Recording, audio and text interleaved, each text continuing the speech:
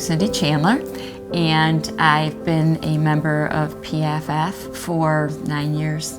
I am an advocate. Right now I'm on the Government Affairs Task Force Committee through PFF, and we're trying to build a group of grassroots advocates throughout the country.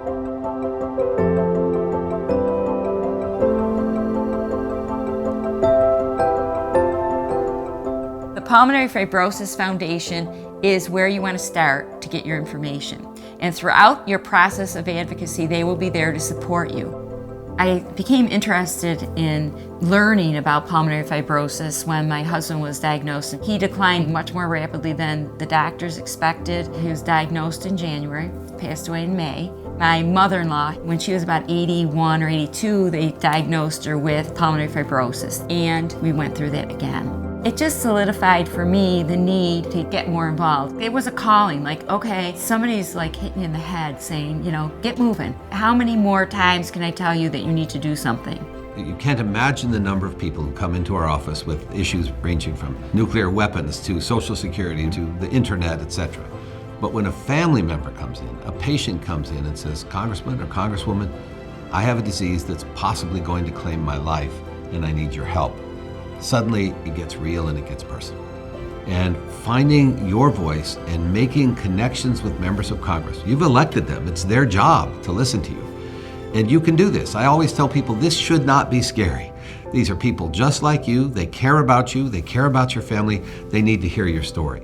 It sounds overwhelming to do this, but I was lucky enough to have mentors who broke it down for me. I met you in Washington, and we were supposed to do Hill visits, and you were one of the rookies. Yep, 2007. I was very petrified of what are we going to do? What are these people going to say? And they said, just relax and tell your story, make your story brief. And it was easier than I thought. I think my coaching to you is get over it. They're just people like the rest of us. We would hope that this is the first step. Our hope is that by increasing the awareness of our colleagues here in Congress and of the American public, that we can not only increase awareness of the disease, but begin to work towards actual dedicated funding for this. Pulmonary fibrosis is something I know all too well and something I've really dedicated much of my life to trying to fight. My father suffered from it and actually died from it, quite literally in my arms. The idea was, how can I get my colleagues in Congress to know about this, and how can we increase federal funding? Relative to other diseases, the support that had been going to pulmonary fibrosis research was very, very low. So I set to work to try to change this. Well, I want to urge my colleagues to support this resolution, and I would urge them to look forward to ways that we can actually do more. The main purpose of legislative advocacy is to let your legislators know what is needed in the PF community. You don't have to go to Washington. You can be very effective by repeatedly going to your legislators in district, near your home, in your area. I've learned a lot through my mentor. Make it brief, make it one page, make it easy to read, not a lot of information. You want people to understand that we're talking about a person. We're talking about your loved one. It's relationships, relationships, relationships, and persistence, persistence, persistence, because you can't be on someone's radar if they don't hear you.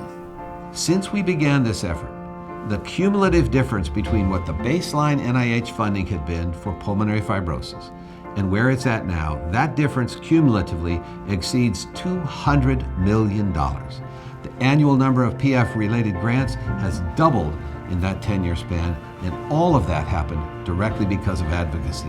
When I think about my years of doing this advocacy, the thing that made the biggest impact on me was when I saw the amount of money that has gone into the NIH specifically for research for pulmonary fibrosis. And then I realized, wow, this is where I want to put my energy. The more Cindy Chandlers we have, the more of you that we have, the more effective we'll be.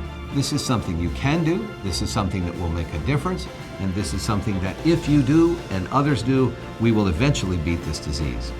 It's keeping the memory alive. I do this because it's life or death.